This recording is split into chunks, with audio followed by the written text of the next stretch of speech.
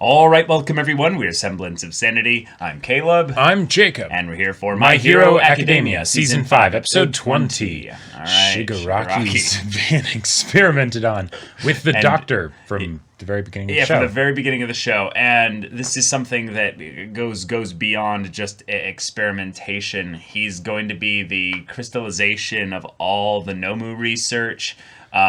He is supposed to maintain his ego so that he'll be able to basically be, you know, a full-fledged person with will and cognitive functions, and also unlimited power. Basically, a vessel that will be ready to receive all for one. Yep. Or at the very least, to start juicing him with more quirks. Yeah. But, oh my god, like, just that notion in general basically shows the direction where this is all headed. Because, yeah, we going towards the end game. Well, yeah, Deku getting multiple quirks is one thing. Mm-hmm. His is a limited capacity in that we know only of, you know, previous One for All holders that will be able to actually pass this kind of stuff on. And it's going to be a slow process. But with Shigaraki... Yeah, that's a whole new ballpark. There's no limits. Mm-hmm. So, y'all, without further ado, let's get into this. All right, everyone, now be sure to go check out the reaction portion of the video in the description below, then come back here for the discussion.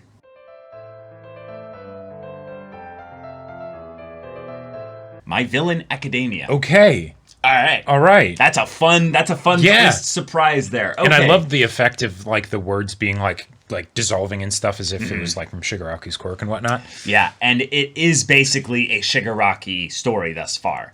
Because in a weird way, Shigaraki was very absent from the villain-focused stuff in the previous parts of the season. Yes. Yeah. You'd basically have parts where you'd be like, oh, there's Dabi. There's Toga. There's twice. There's Toga. Yeah, okay, compress. All right. Shigaraki. Yeah. Why is Shigaraki just not around? Yeah. Oh. He's been training. Being super trained. Yeah. He is in his hyperbolic time chamber, if you will, basically going at it. Now, a couple things that are really kind of curious here. One, the order of the way this is all being told to us is really janky. Right, like it's really just... I understand the idea of wanting to keep things consolidated to like one area, so that way it's like, okay, here's an arc. But it's the thing where I get the feeling the tie-ins that they give of like, oh, Dabi's like, I have someone that I think could be a good ally. Okay, cool, you do that, you know. Yeah. Oh, like little things to basically be like, here's where we are in the timeline. Right, here's where we are in the timeline, but I'm still not really going to understand unless I were to actually like rewatch the season and really like do that to try and figure it out. It's a tricky choice because I feel like the best part about this is that, one, we don't know how Shigaraki is going to get to the point to where he is ready to basically receive this power. But we know that he's going to succeed. Right. That does take a little bit of the conflict out of it. Sure. However, with the inclusion of the Shigaraki backstory potentially being drip-fed through this, that makes it really exciting because we don't know then what attachment we're going to get extra, not onto just Shigaraki, but then to all the other characters that are around him in the midst of this conflict. Yeah, and when I think about like how it would have been done otherwise, like if it wasn't relegated to just one spot of like fighting Gigantomachia, for instance, I could see myself getting really impatient with it of like, okay, yeah, you know, because 2 months of in-universe time could take quite a few episodes, right? And it's like, we get introduced to Shigaraki fighting Gigantomachia, right? And then it's like, all right, when are we going to see more of that? Oh, we see like a little piece that's sprinkled in here and there across episodes or arcs or whatever. But when is it going to be done, you know? So having it all be like, hey, he's doing an intensive training arc, here you go. You get all the hype stuff at the end for like, this is how crazy it gets, you know? Right. And then now let's just tell the story of how he got here. Yeah, I think the big question, really, is this going to be a 2-episode thing, or is this going to be like a 4-episode thing? Yeah, because my guess is that it's going to be leaning more towards the 4-episode thing. Same. Because they literally, like, changed the title to call it My Villain Academia. Yeah, you don't do that for just a 2-parter. You know, like that. That's something that you could do. You could. but it's probably not going to be the case. And given the fact that this episode is almost entirely setup of this basic style, like so much exposition. Yep, lots of exposition. Much making sure of that we knew when, where, and how everything was happening. Right? And the stuff that we got of like Shigaraki's backstory and everything, great. The idea that there's something we're going to understand what happened at Daika Ward or whatever, and that it's Daika Ward, and that it's like they're going to warp in basically Gigantomachia and cause all kinds of chaos. That makes me really excited to figure out how all the chaos ended up going the way it went. But at the same time, I feel like it can't go exactly how they say they're planning to have it go, because otherwise, like giant, villain showing up that's that huge, well, you don't just hide that, right? It gives context to that bit in the OP where Shigaraki's going like this, and there's just an explosion of rubble and dirt and stuff, as he's probably just reveling in the chaos of Gigantomachia just going ham on whoever's nearby. And one of the things that I would love to see in one of the future episodes of like this arc basically is what exactly happens when Shigaraki touches Gigantomachia, because we have not seen anything thus far of someone being able to actively resist Shigaraki's quirk once it starts to be triggered. Right. It's just a thing of, it might not fully kill you or whatever, and he right? needs to be able to probably hold them for a long period of time. Yeah, exactly. But I don't think we've ever seen someone just be like, yeah, I'm so tough that just like, it doesn't do anything. Like, or finding someone that has some kind of regenerative quirk that could basically out-heal the destabilization. Because I guess Gigantomachia is so big that theoretically it could be like just, oh, yay, you crack a little, smack, right, and you're done, right? I love also the simplicity of it in that Gigantomachia's quirk is one that is so absurd, so ridiculous, that it's like, oh, the reason why people can't contain multiple quirks has nothing to do with the body outright being like, no, there's a problem with it being multiple quirks. It's more just that it consumes so much of your physical energy to run those quirks that you either go crazy, right? The brain has no, or your body breaks down. Sure, which is funny then because, well, Shigaraki's quirk makes your body break down, which is interesting. But then Gigantomachia, no, he's just so freaking big that it's like, oh, yeah, he can absolutely hold multiple quirks. And they might have explained actually the reason of why Shigaraki can't beat Gigantomachia, because if Gigantomachia gets bigger as they fight, then even if he starts to disintegrate parts of him, if he's getting bigger, then that there's some generation happening. Right, exactly. And then that could be a way that it's basically counteracted. And that's why it's not about beating Gigantomachia with his quirk, it's about making Gigantomachia submit. Submit. Yeah, the idea of having there be a point where Shigaraki in spirit carries the same presence that All For One has. Exactly. Not in literal physical power. And that's something that I really appreciate about Shigaraki as a limitation for his character. He has always basically felt like the petulant child that was given a superpower that set him up to fail, basically. Right. There's so many ways you can get into this. The backstory of, well, his quirk doesn't let him have intimate physical connections with people, which is awful. That's basically that's murder basically for a child. That's awful. Oh yeah. Second is just that he has to touch people, and in a world where people are sending concussive blasts of energy, you can't really be guaranteed to win most fights, really. Yeah. In any serious sense. Right. And then also his quirk only destroys, which means that it's very limited in use. It's very limited in use unless you're really clever and thinking there. And it's funny because Shigaraki is one of those characters with a quirk that I'm like, oh, wait a minute. How would you use this as a hero? Like if he was a your hero. Scar from Full Metal Alchemist Brotherhood, basically. Like, okay, like cool. And I've theorized this with a bunch of friends and stuff, and the way that he would use his quirk as a hero was that he'd be sent to areas where there'd be potential falling debris, and he could selectively demolish a building in a very safe way. Sure. Like it'd be a very cool way to do that. So and also it cleans up things rather easily as well. But okay. The fact that we're getting this is great because the My Hero Academia as a show, right? The best thing about it, really, in my mind, is the heart of it, right? Yeah. And given the fact that we have Deku as our protagonist and everything, and he is the heart, right? He is the heart of the show, and we inherited that from All Might, right? Yep. And that dynamic is so good. We need to have that sort of balancing act dynamic on the side of the villain, so that way we can have someone for Deku to fight against, but then also in the end save, right? Yeah. Shigaraki is that, but we didn't really literal exactly, because like the biggest thing that I would think of that we got about Shigaraki to help us understand him as a character was his relationship to the previous All for One holder before All Might.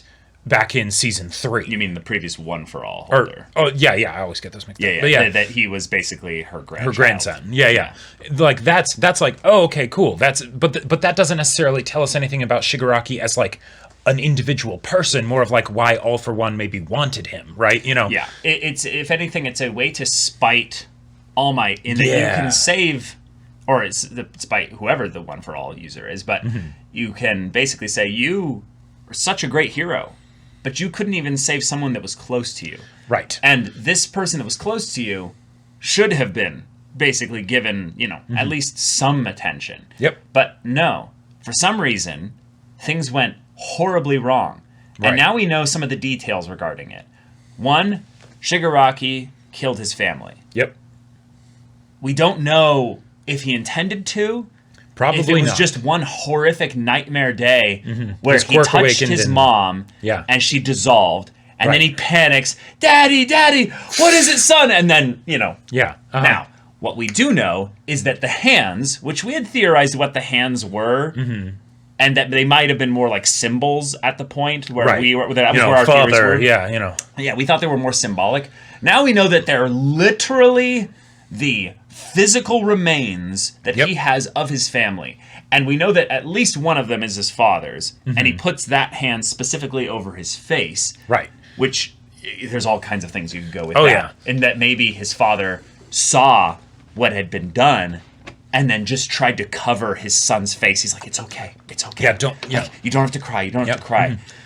And then, of course, didn't go well. It didn't go well because probably what happened was that he dissolved everything but the hand, and then the hand just stayed covering his face so he didn't have to see the horror that he had wrought. Yeah. But one of the other things is that we also got some world building as for how this would happen, because there's the idea of a quirk, coming about and people not being prepared for it. It's like it kind of screws you over societally, right? Because how do you use that without, say, grievously hurting somebody, right?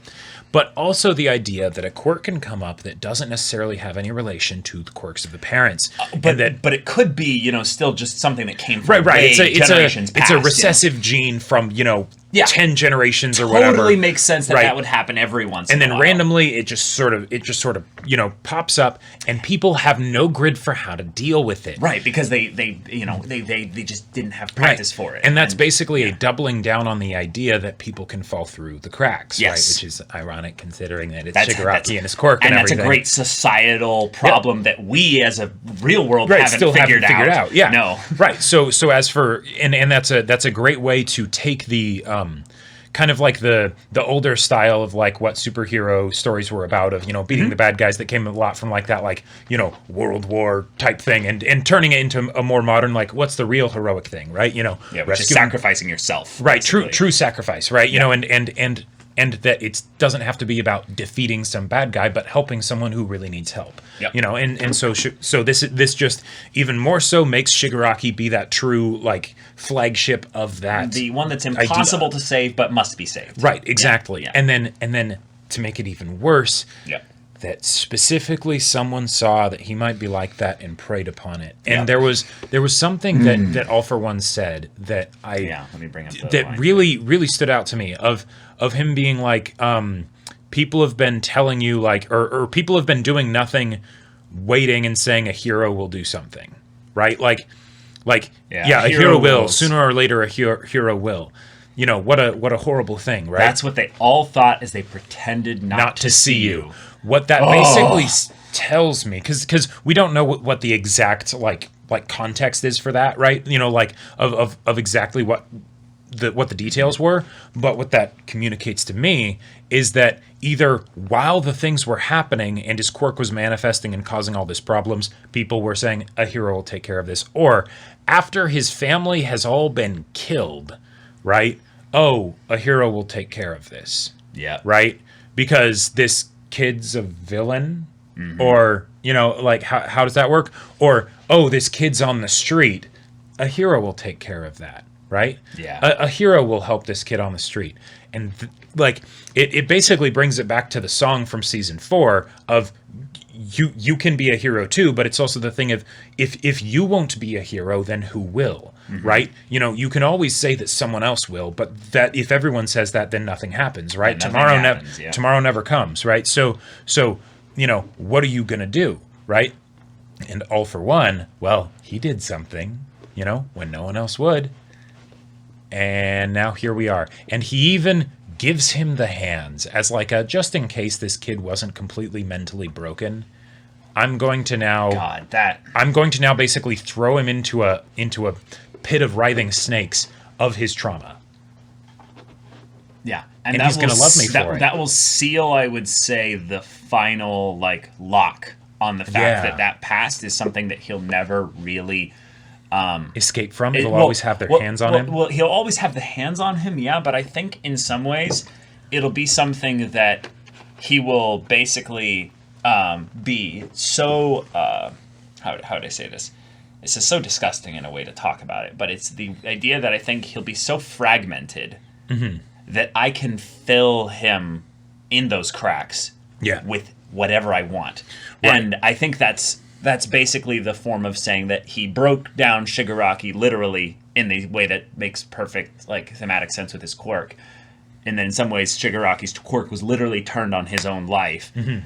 Yep. And then All For One built him back up. And the way that Shigaraki nowadays, you know, as he's like in his 20s or something, talks about how he's like, oh, I didn't have memories from before that point there. And yet we see here that he does have the capacity to remember it, but they're so locked away. They're so locked away that it would take something as extreme as showing the hands of his dead family members. And the way the visuals of this was a really like simple trick, but just the way of a shattered mirror showing the individual things, like what looked like, you know, mother, father, dog, potentially siblings, just all with, you know, blood and all kinds of little flashes and stuff like that. That's an awesome way to show that. But then following that up later, like almost immediately later, with his members of the League of Villains all being their own pieces of a mirror that's fragmented, but together in the same way that his was there, so that he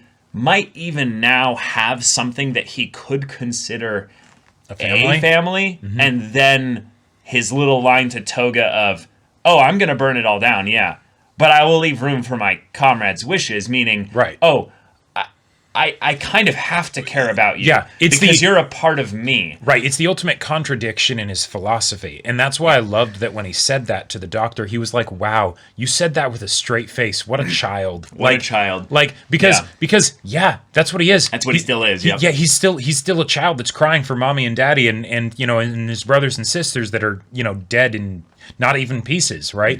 Like, and so, because if you really wanted to burn everything down, if you truly despised everything that breathed, what about the people standing next to you? You know, like he's like, I'll get to that eventually. Well, I haven't thought that far. Right, exactly. It's something that he can't really reconcile. So he basically just says, I acknowledge the contradiction, right? Yeah. You know, don't worry, I'll you know, I'll think about my comrades and stuff. Right. I haven't had any real successes in my dreams or goals and ambitions, so I'll cross that bridge when I come to it of what does it feel like to be on the other side of getting something that I want. Much like repressed memories maybe, because, you know, if you then have to face that, then it might be painful to think about the fact that, oh, wait.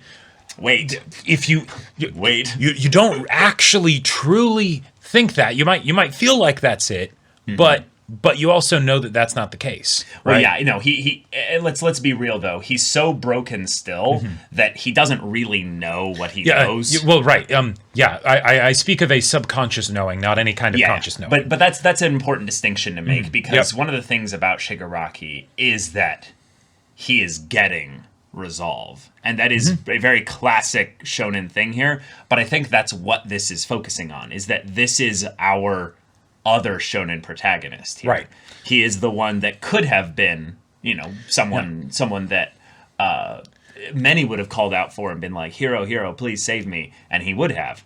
Sure. Like there's very little that makes us think that he would have had to have been basically just a broken child. but because he was ignored, but because that trauma didn't turn into purpose, basically, because of, something and it's starting to, is the thing. Yeah, it is starting to, but it's someone else's purpose. It's someone else's. And that's the thing that's insidious about it, but at the same time, in a weird way, is hopeful about it, because it's showing that he's not so broken that he can't actually have agency and try and do something. Even if the things that he's doing is horrible, that means that he at least has a velocity. He has a momentum that maybe can be turned into a better direction. Yeah, he's not stagnant. Right. Yeah. If he was still now just he would self-destruct. Sitting under the bridge, right, and and having fully self-destructed and nothing else, Deku could give him an impassioned speech probably, but I don't know if that would do anything, right? No, of course. An impassioned speech wouldn't do anything anyway. But the point I think you're getting at is that it would take so much time and effort to undo that, and yet it probably wouldn't ever be undone. It would just be a question of, can we help him find a reason to move again? Right. This is still Shigaraki wrestling with his trauma, basically. Yeah. And time doesn't heal all wounds. Right. Time lets it fester and fragment and crack. And especially when... it's basically had whatever kind of shit All For One put into those wounds, Yeah, so can we talk about that, actually? The idea, though, that All For One understands his situation so perfectly well, and the idea of the Doctor. Because the Doctor, I think, represents something that we need to talk about. Is in a way worse than All For One? In a way, it's way worse, because... what the Doctor represents is he represents a prominent person in hero society. Trusted, do no trusted, harm. And basically is given free access to up-and-coming, young people in the world of heroes, and says, this quirk, interesting. Keeps data on all that stuff, sends it back to All For One. Shigaraki. All he had to do... was do a couple tests, understand, this is your quirk. Cool. All For One, how about we don't tell the parents what the quirk is? Yep. How about we lie and say it's this? How about we do anything we can no to readings yet, this? Yeah, no readings. I guess he's quirkless. Yeah. I could totally see this whole situation as being one that All For One constructed. Absolutely. And when I think about... when I think about what you would need in order to basically have Shigaraki be free, is one, he would need to cast off All For One. The student must must defeat the master. Right. It's the whole Sith thing. Yeah, and I think All For One would gladly accept that if he felt like that Shigaraki had enough momentum that he wouldn't need him. So let's say eventually in the story, this is me making wild predictions. Yeah. Shigaraki goes and destroys All For One. And All For One gives him all his quirks or something like that. And maybe he knows. Maybe he knows at this point that All For One did this. Sure. It doesn't even matter. Right. He's so twisted up inside that he's like, yes, that you did that to help give me strength or something. I don't know. Who knows, right? But basically, I see a future where Shigaraki is so powerful and is so singular in his individuality. He's no longer basically being tugged on by different forces to manipulate him. That he's like, I am free. Yeah, the stilts are off. He's walking on his own 2 feet. Yeah. Or not stilts, but the crutches. Yeah, which is basically what this sequence of the story seems to be hinting at. Wouldn't it be just so perfect then to have that final moment where it's basically like Deku understands him? Oh, totally. Because he's like, oh, you and I had the exact same origins. With not with the origins of not literally with the trauma and all that, but before the trauma, in that we were both deemed quirkless or something, and we had the feeling of maybe there being no hope for us in this crazy new world. Deku will never be able to save Shigaraki if he doesn't understand Shigaraki, and that's why it's important for us to be able to understand Shigaraki as the audience, but then also for Shigaraki to be able to understand himself. Yeah, and then if Deku also sees some aspects of himself or his old self in Shigaraki, or how he could have been Shigaraki, or vice versa, awesome, right? Yeah. And given the fact that Shigaraki is, the grandson of the previous One For All holder, and that All For One just found him, even though it's that's either exactly the same thing. Because All Might kind of found Deku, except Deku kind of pushed him to come to him, and stuff. It could totally be a serendipitous encounter like Deku had with All Might, but Deku could have been anybody, right? Deku could have been anybody, Deku is just the anybody, right? It's true, yeah. Shigaraki is not. So I would say that it's like it's almost guaranteed in my mind that All For One orchestrated it early on, like from before he met Shigaraki. Yeah, because he doesn't have to have done everything. Like he didn't have to have basically like manipulated things so that the quirk manifested a certain way. Right. Like so all he needed to do is really just have awareness that Shigaraki was with just keep tabs. This quirk or something. Yeah, just have basically a spy, Yep. which is what the Doctor totally could have been. Uh-huh. So, okay. But the goal here, and I think this is really interesting, the goal is to not just set up Shigaraki in the League of Villains, it's to set up the final piece, and what I assume is the puzzle, of the Meta Liberation Army. Right. The Meta Liberation Army was leaderless until this episode. Now we have the Re-Destro guy or whatever. Right. Which is interesting, so it's... We saw him in the OP, cool. Right. I figured he was the leader. But it's not Destro, because Destro was from 100 years ago, so... Right.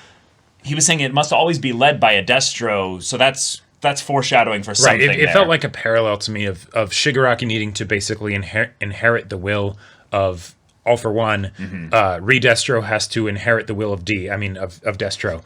And yeah, I had to. Yeah. I was like, what is this joke he's building up to? I can just tell because of the smile on your face. Yeah. But okay, that whole thing, though, is set up for a reason as to why they end up allying with the League of Villains. Right. And that means in some ways that Shigaraki's going to potentially be holding everything all in the palm of his hands here. But because depending on how this goes, if he sets it up to where the League of Villains are now like basically in with the Meta Liberation Army and they're kind of moving and grooving with them, and then Hawks is doing moving his and grooving thing with them as well. This leads to basically a Shigaraki leading his own revolution. Not necessarily, though. Not because necessarily? Because Okay. I think there's the possibility that... Because we don't know how exactly it goes down. And while the members of the League of Villains were present in a lot of the Meta Liberation Army meetings,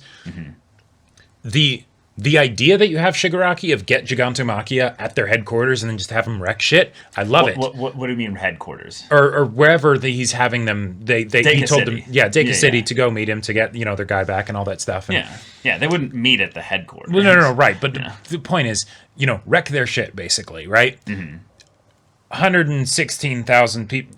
One Gigantomachia, he might cause some damage and whatnot, but you're not going to bring them to their knees where they're like, I don't think so, at least, where they're like, yes, you can lead us or something like that. I think it'll... No, not to lead them. Oh. That's just the beginning.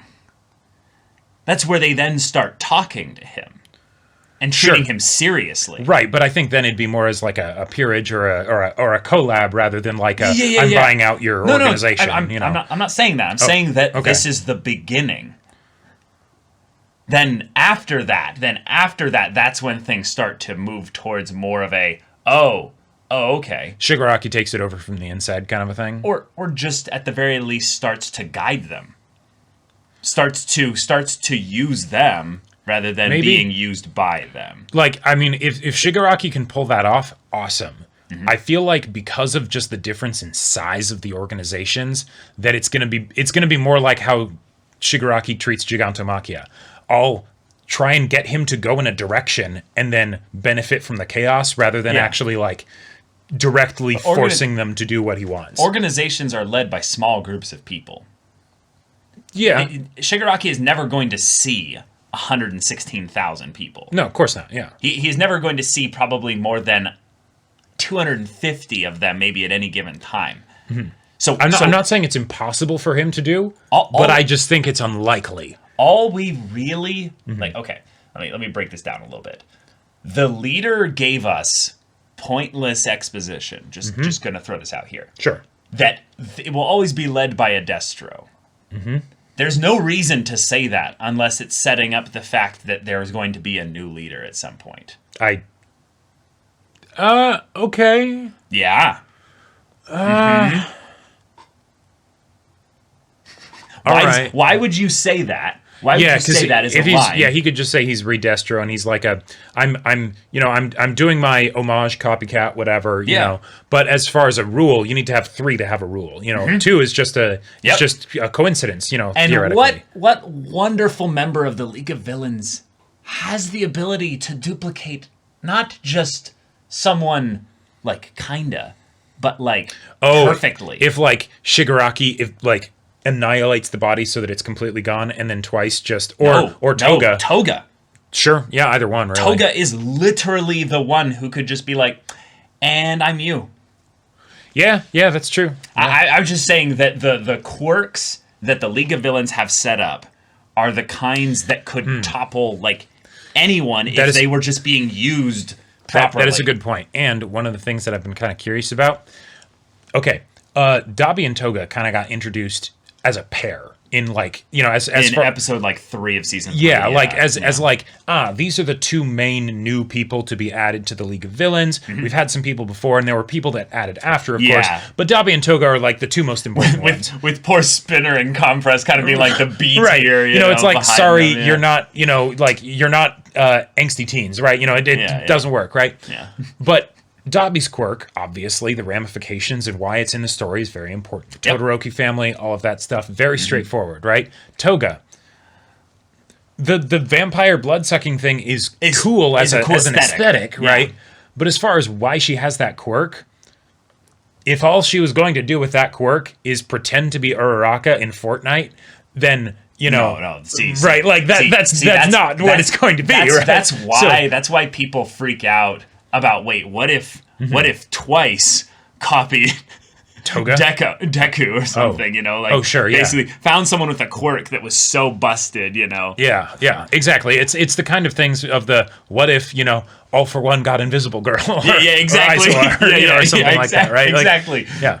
So, I think they're setting up a takeover that is going to be subtle and slow. Okay. But Shigaraki is going to be basically let in as oh, yes, you are absolutely our bishop now. You are a very strong piece on our board. Yep. And Shigaraki's like, I've learned so from much more Overhaul. Yeah. I am not going to make those... not going to make this go the same way. To be fair, yeah. in support of this theory, tell me I'm not the only one. Oh. But anytime you see Redestro and you imagine him fighting Deku, do you vomit a little bit inside? Well, no, he would never fight Deku. No, he's a businessman. No, right. But he literally is holding the glass of wine. Totally. And if it ends up being resolved in a non-usual we both punch each other really hard kind of fight, no. Then that'd be great. I feel like you're unintentionally dissing the shonen genre right now. Actually back up and listen for a second. Okay. The reason why Redestro guy has to eventually go out is because his organization is too big. They'll just win. No, right, yeah. You need to, the when you have an organization this big, you don't defeat the 116,000 people, you defeat the person at the head. Yeah. And as a way to make it mean a lot more, if we end up making it be something where then it's not actually him that's piloting the organization, but it's been taken over by the League of Villains, and then we're actually fighting the League of Villains that have just been juiced up on 116,000 new members, unwittingly, then that makes it for a much more emotionally engaging conflict. Yeah. I think that the reason for that is just that Shigaraki getting a focus here means that all the characters around him are upgraded by the nature of being in proximity to him. Exactly. Which I feel weird about because I don't care about Spinner. Nope, Spinner is a character that I feel like actually had so much potential when he was introduced immediately as a Stain copycat. Follower. Yeah. And I'm like, oh, perfect. And then are you with them? Yeah, exactly. And now they had that moment with him and Toga being like, hey. Why are you here? Yeah, you followed Stain. So we were pretty similar with that. And then you find out that it's like, oh no, Toga's just having fun. Right. And thus, for Spinner, I think he's one of those potential ones that could flip. Yep. I think he could absolutely flip sides. Yeah.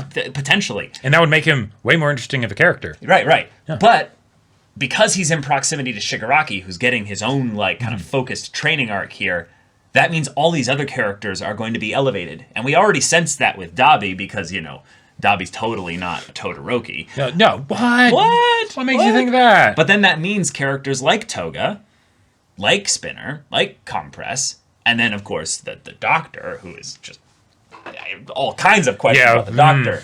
They're now like official side characters. Right. Now. If we're going My Villain Academia, then that means that we need to have side characters that are of comparable levels of that we care about them, like goals. Yeah, exactly. Story potential. Right, because like My Hero Academia has a lot of great things about it. The villains, for the most part, haven't been like on the top list of those things, right? They're good, but like this is where they're gonna start to really get real good.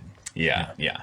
But all that being said, this gave us Shigaraki's backstory. If we actually see more than this about his backstory, because it doesn't make sense for us to get hard data of the stuff that happened before, before All for One showed up, but maybe we see stuff of after All for One showed up. Sure. So we get to see a little bit more of that forming process. That would be really exciting. Yeah, I would very much love to see And the that. show has in-universe reasons for why it can take as long as it wants with it, because as we've seen, it is something that is locked deep within Shigaraki's mess of a psyche.